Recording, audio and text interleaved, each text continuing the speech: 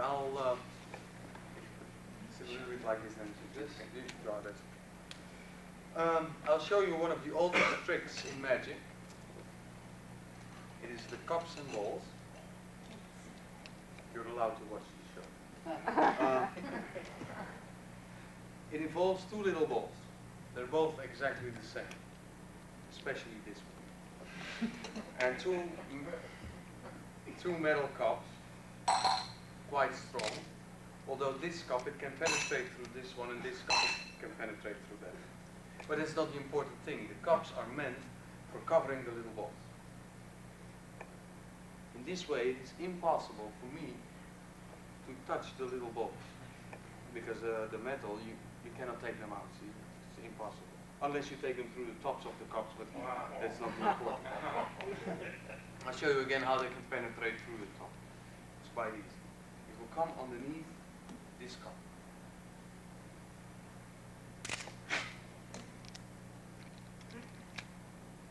Oh, I'm sorry. It's under the wrong cup, see. I'll do it again. And there it is. Now sometimes people ask me, is it possible to pass a ball? Well, you just do and you have the two there, and here of course there is nothing.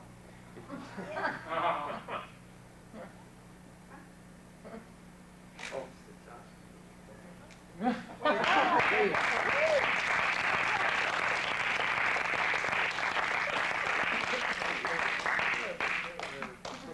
we'll just continue. Yes. I want you to point to one of the balls, that one or that one, whichever. That one? Okay, hold it on your hand like this. We'll cover it with this cup so that I cannot touch it. Yes? You tell me when you feel it go. Did you feel it go? No? But you got the two. I'll show you how they can penetrate the cup. Look. Here they go.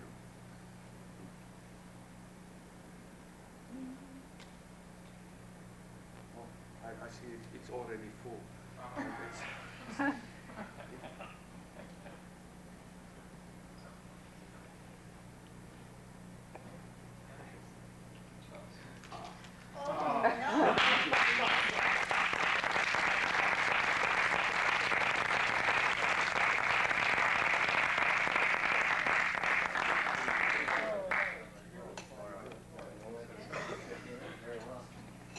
Well, thank you. Fantastic. How I got the idea for this, maybe it's interesting to tell, because I have many ideas about cups and balls, but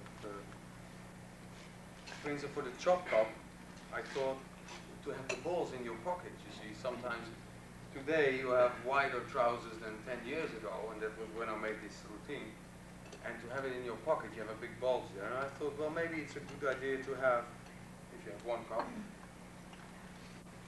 and say this is a lemon, to put it in the cup, and then you say, oh, there's a lemon there. Oh, and then you put the lemon in your pocket. And then you have this bulge, but they know, well, there's the lemon there. And then you do the routine and produce it, and so it comes there. And then you put it back in your pocket again, and it comes back several times. I was thinking like this, and I thought, well, then it becomes like a magical lemon who comes into the cup all the time. That was one thing, and then I decided on two cups, and also I thought of the bag. Most chop cups come in a bag. I thought that you could produce, and it's a nice thing. But then I decided on two cups, and I came up with this idea. But to load a big load in a cup, I have some ideas about it. You see, most of the time, it happens at the end of the routine. And what is done a lot is that you have this in your pocket, here, but I don't have a pocket there now, so I do it here. You take the little ball, put it in your pocket, and you lift the cup there, and there's the thing back, and you load it into the cup. Now I thought, well, if this is at the end of the routine, well, they have seen you lift the cup several times, that there is a ball there or more, and the amazement maybe is not so large. So when I put this in my pocket, and then if they're not amazed, then another thing might happen, and that's that the eye follows the moving object. And that's in this case the cup. And then they would see me load it in, unless I would make a whole turn, but that's... So I tried to make something else, and I thought, well, if I lift the cup and roll the ball forward, then the eyes will follow the moving ball, and then the eyes are away from the cup. And then I can safely move the cup and do the load. But that has one small disadvantage, because if you do that,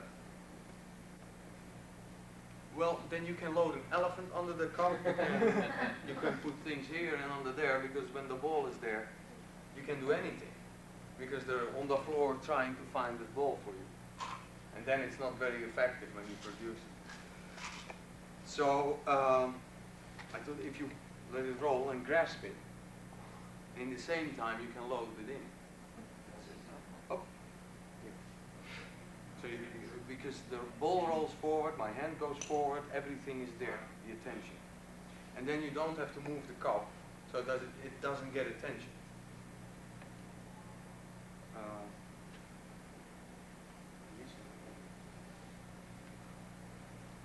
And also, to get it from here, of course you cannot just take it.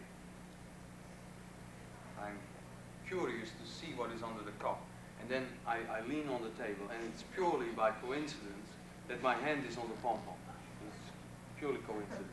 And then it rolls forward, you take it. Now, I don't have a lot of courage to do this type of thing. Because if you have a lot of courage, it's also dangerous, because then you say, oh, this will work, and you do it. But I'm so afraid that I try to build in all kinds of cover.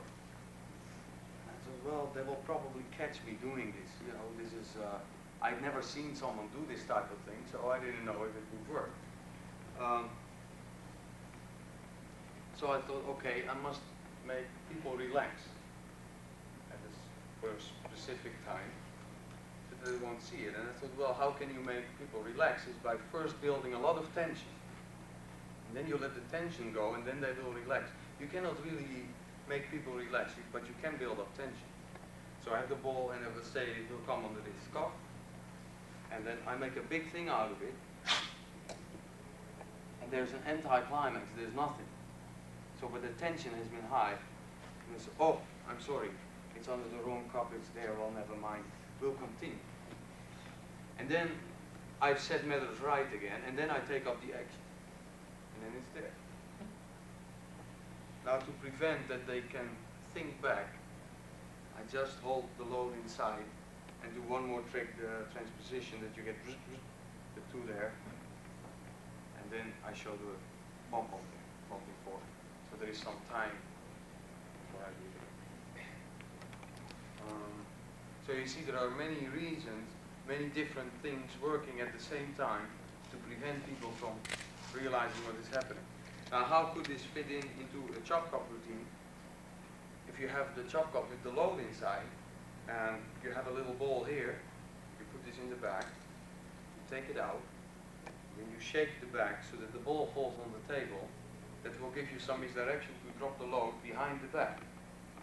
And this you place on the table, and you can start your routine. So this is there, but now this is much more safe than what I'm doing, because it's underneath the bag, and if you steal it, they won't miss it. So that brings no danger. So at a certain moment, you can just, there it is, or let it roll forward, and then you can do a load for your chop cup. And you don't need to go through your pockets. Yes. Because then, at the end, you can make this vanish, and there's your big load. And it's also good because you can place it all in the back like this. And people will not think that it came from there. But if you put it in your pocket, they might think that that's where you got it. But you just place it back, and it's self-contained. You just have this thing and nothing here, which is much more practical.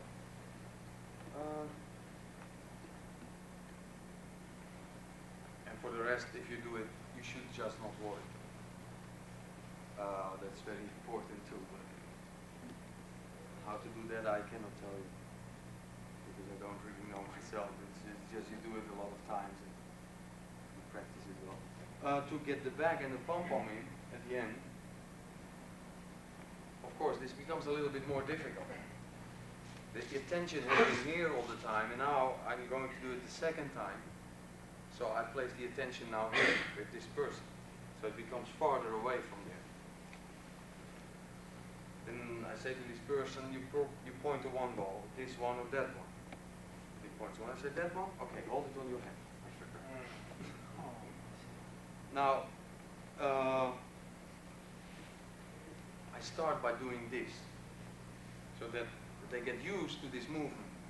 And when they point to one, I say, that one, everybody looks at the person to say whether he says yes or no. It's weird, but that one? Okay, hold it on your hand. And immediately this is more or less covered from the audience, because, well, you're far away, but usually it's a small table, so, and these people look over it. And here is the attention, so it's, okay, hold it on your hand, so he's holding it on his hand. Now, also important, when I steal this, I don't place it down like this, because then I could not grasp the ball so quickly, but also it gets attention. And this seems much more empty. Because if there might be hidden something, but here, this way is better. Unless you do it on a boat. Then it goes like this. That I had happened on the boat. Okay. Anyhow, so you have it there. He holds it on his hand, this ball. This cup I show empty. Sneak the ball on it, place it there. Now he cannot feel two because they're too large to be next to each other. So one is on top of the other. So he can never feel two. Then I tell him, tell me when you feel it go. So he doesn't feel it go, mine is gone. Again here, I'm curious to see what is under. And again, by coincidence, my hand is here. And I look there, there are two. Now you get something, the reaction like the sponge ball. Because I have two balls in there. Now I do exactly the same. I react in the same way as the audience. Ah, two. Yes, and then I come back. So the idea is this: if I would take this and put it in, that would be an action. But the action is actually something of amazement. Ah, yes.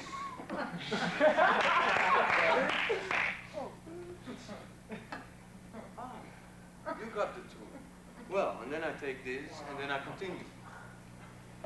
There's something else happening too, because when this happens, I actually, in a sense, I exchange the cups. I exchange the cup, because at this moment, I lift it, you could say that they are, for just one moment, they're blind. And they see the cup, and this is implied to be empty, or they can see it is empty. And this I'm holding here. Now they're blind. Now they start seeing again. And they see this hand with the cup, and it seems to be the same cup which was on his hand, which implies that it is empty. And also, it becomes very strange, because people realize that this you have to load first before you can load that.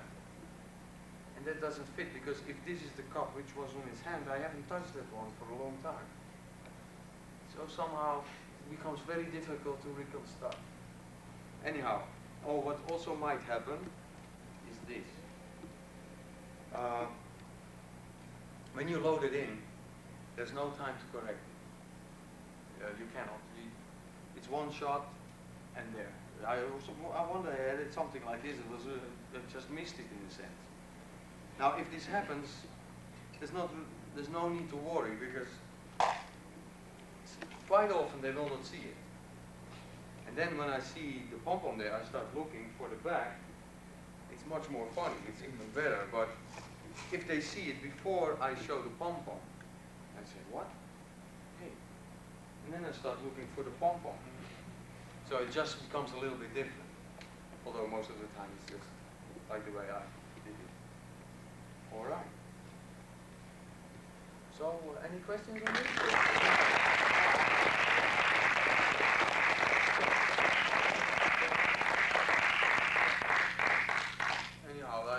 gives you a little bit more trust in this direction, because it's the strongest tool we have. It's much stronger than all the other methods together. So, and it's a lot of fun to do also. If you have something which is based on this direction, it's much more fun to perform. Good. Well, that concludes what I have to say to you, if you don't have any questions. I do have for sale the pip cards, which fall down in poker size, and of course the lecture notes, and each are $8. So if you want to have them, feel free as well. Okay, thank you for coming here now.